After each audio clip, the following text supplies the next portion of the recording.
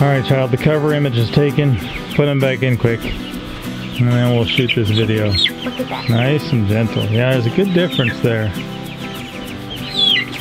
Careful. Hey guys, you're getting so big.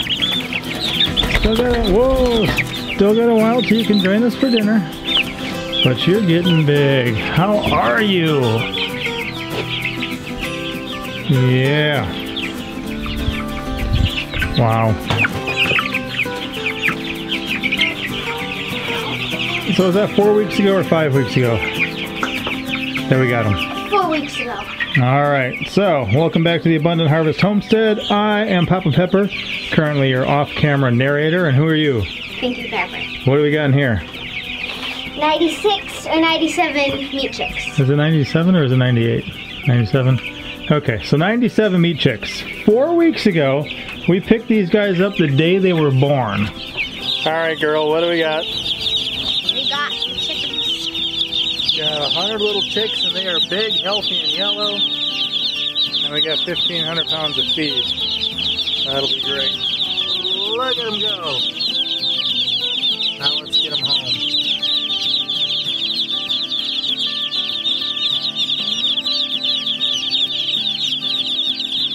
And when we picked them up 100, but we got 102.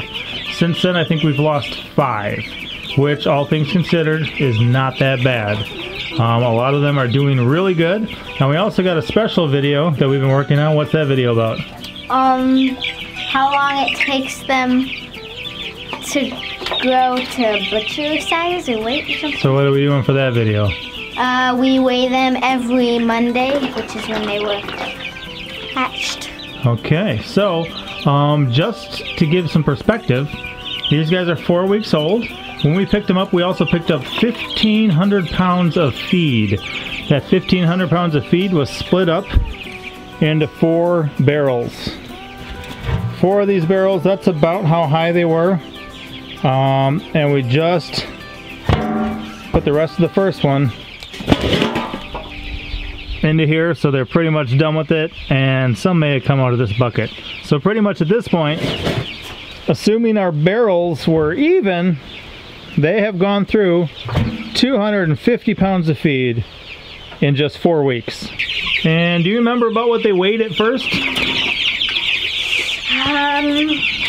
On their birthday?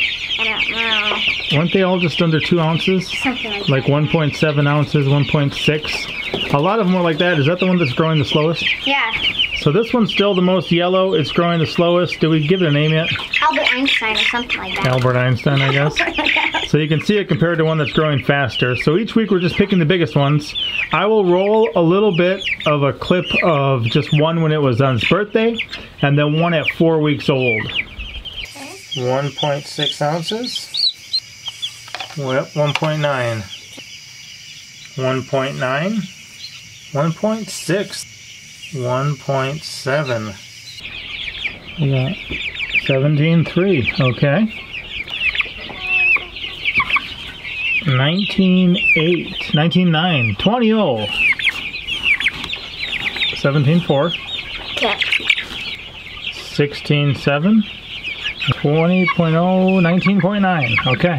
So for that video, we're working on the biggest ones and just kind of showing how quick these animals can actually grow. These are the Cornish crosses. They're designed to grow quickly. So in 4 weeks, a lot of weeks they're doubling their weight. Over the course of 4 weeks, they've pretty much gone 10x. They went from like 1.7 ounces up to like 17 or even more ounces, which is pretty good, pretty cool. Recently, it's gotten a little colder, so we're gonna leave them in here just a little bit longer with these heat lamps. They still have good space, and a friend of ours, Monica, had just given us a bunch of pine bedding. We were using straw, but today even, what'd you do to this thing? We cleaned it out for the second time. Yeah, so they cleaned it out completely. For a while, we'll just kind of add a new layer, add a new layer, add a new layer. As they're little, they're not pooping very much, but the bigger they get, the more they poop. Soon they're gonna be in the bottom of the mini barn, but that'll be probably another week before we move them there. Another change we recently made was what? This is what we were using originally. For what? For watering them. We had 4 of them in there. And how many times a day would you need to refill them? Oh my, a lot. A lot. So what did I do yesterday? Yesterday, you picked up 2 8-gallon waters. You step aside and let's see what that looks like. That's the one we're using right now. That's an 8-gallon waterer. I'll have Pinky hold this one up for you so you can get a size comparison. If you ever had a 5-gallon bucket, this is like a 5-gallon bucket and a half plus some size waterer. I figure it's going to work great for these meat birds and then moving forward for other stuff as well. A lot of our larger poultry, like what do the ducks like to drink out of? A pool. A swimming pool. What do the regular chicks like to drink out of, regular chickens? A water. Yeah, just a big tub. So this will be for when we do things like meat chicks, or if we hatch out a bunch of quail or something like that. What will we put in there for quail? Marbles and little chicks. We'd put marbles in. Yeah, so we'd fill, and guineas for sure. So if you see that trough, we would add some marbles, and what do the marbles do? They make it where there's only a few spaces for them to drink the water, and they can't just fall in there and drown. Because they will fall into that trough, get stuck in there and drown, but if you pretty much bring a level of marbles up almost flush with it, they can step on it, but they can't fall in there, they won't get trapped in there, they can still drink in between them. So we filled one last night. How many gallons did we put in there? 8 gallons, all the way up to the top, and then in the morning I came and it was halfway. Halfway full. So how many? 8 divided by 2? What's 4. half of 8? 4. So think about that for a minute. We were dealing with quarts before, you know, and it's like what, until four quarts? Just yesterday. 4 quarts per gallon, right? Yeah. So that would be filling all 4 of them like 4 times a day to keep them watered. And we put that in there, and then pretty much the next day they had ran it down halfway. Do I need to refill it now? I think I filled it this morning. Let me check. So the trough has to get periodically cleaned out. We're going to do that again here. You can see it's got some stuff in there. Oh, and you're right under the thing. But pretty much there's a simple locking mechanism. I'll show you on this one. If you're not familiar with these, all it is they've got this little part here. If you twist it a little bit, I twisted it, unlocked it. So twist on, twist off. When it twists off, you can lift it up. And then by vacuum sealing, pretty much, is how it works. And then put it back down, give it a turn. More than halfway, maybe. Okay, so we'll get that a little later. Yeah. But they are definitely drinking it down, and then we'll just clear the trough periodically and toss the stuff out of here so it's not adding moisture to here. But you can see they got a nice, good, clean environment so far. They are kind of quite a few in here, but if you've ever seen a chicken house, you know that those things are packed in there. And soon we're going to allow them to have access to the outside too. It's just that they're very small at this point still, and yeah, we don't want to have any issues with them. So we'll let them have this nice, safe environment here. It took 100 meat chicks pretty much 4 weeks to eat 250 pounds of feed. They say for a Cornish cross, it'll take about 15 to 17 pounds per bird to get them up to the butcher weight. I only picked up 15 pounds per bird, basing that off of 100, eating the lowest amount, figuring we'd lose some and wind up below that number. So far we haven't wound up much below that number. That's really good, but we will see how they go. And oh yeah, the purple one. What's up with purple? So what happened was we had some friends over, and one of their little daughters came and, well, she ripped it open. Here, just sit right here. Oh, yeah, you can actually see the scar. The scab fell off a little while ago. Good. So the people who were here that the daughter ripped it open was like, oh, you should probably just kill it and put it out of its misery. Yeah. But you were like, what? I knew that it could live still. So what I did is I put purple spray on it. I don't know, it's just this purple spray. And I took it on a little crocheted mat I made, and I put it on our hutch in our room. And I put a piece of paper, like a tent, I put it over it, and I left it there. And it was still pretty small then, and it just sat there for a little while. and then I took it back here so it'd be warm, and it didn't die. And then And what did you think about doing that you didn't do? killing it. Stitches, right? Oh yeah. If it would have been worse, she was actually just going to sew it up. And speaking of sewing up animals, have you ever done that before? Yeah. What do we do that with? One of our pigs. We had a little piglet.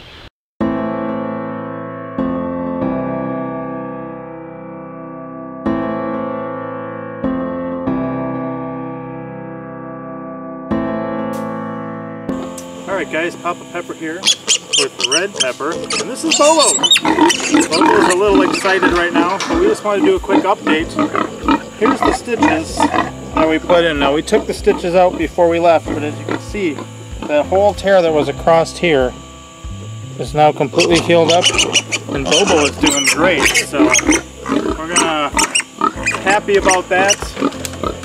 Red Pepper found out that the mama has stepped on him. We're gonna let him go quick. Back him up.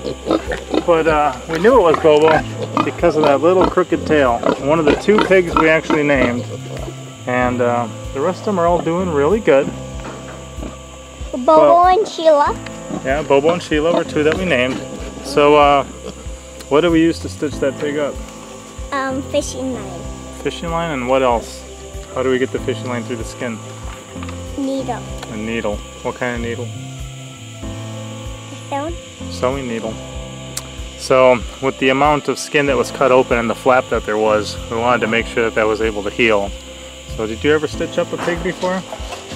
You ever put in stitches? No. But we knew it had to be done, so we figured we'd take care of it. Left it stitched up for a little over a week because then we had to leave to Wisconsin, and we weren't going to leave the stitches in for 2 weeks while we were gone. I mean, this is a growing pig.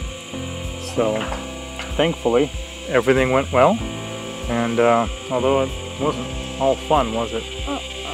But we got the job done, didn't we? So Bobo's doing good, people. Healed up, good as new.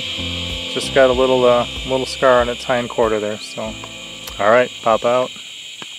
How did he even get cut open like that? From the side of the cattle panel or something, or we didn't know. Yeah, we're not sure if he got stepped on, I thought maybe by the mama. Oh, maybe, something like that. And but he wound up with an L-shaped. And what do we use for sewing string? Dental floss or fishing line? Fishing line. We wanted a monofilament so it would be solid and it wouldn't be something that the blood or the scab or the skin could kind of fuse to, that it'd just be completely smooth. If we had something like yarn or thread or things, that would not work as well. So we just use a small grade monofilament. And he squealed a lot. For fishing. Yeah, you were there for the whole time, but we got the job done. Didn't need stitches on this one, but it's a good skill to have, just in case, right? All right, so how much do they drink a day? 4 gallons. 4 gallons. How long did it take them to eat 250 more than pounds? 4 gallons. Yeah, how much did it take them to eat 250 pounds of feed? 4 weeks. 4 weeks. And in those 4 weeks, how is their weight done? They're how many times as big right now? What? How much times heavier? I don't know. 10. Yeah, they're 10 times heavier. Just move the decimal from like 1.7 to 17. Yeah. I know some of them are like 20. 20. Yeah, so wow, that's like 11x. Crazy. All right, so that's just a simple update, and we will have a video coming of the whole growth coming up, right? Yeah. All right, shut her down, child. Thanks for watching. Please subscribe and give it a thumbs up. Thanks for watching. Pinky out.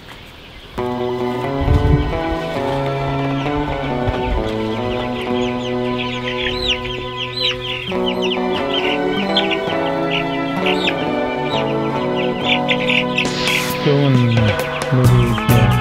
That'd be good. One of the ones like this. No. Like this.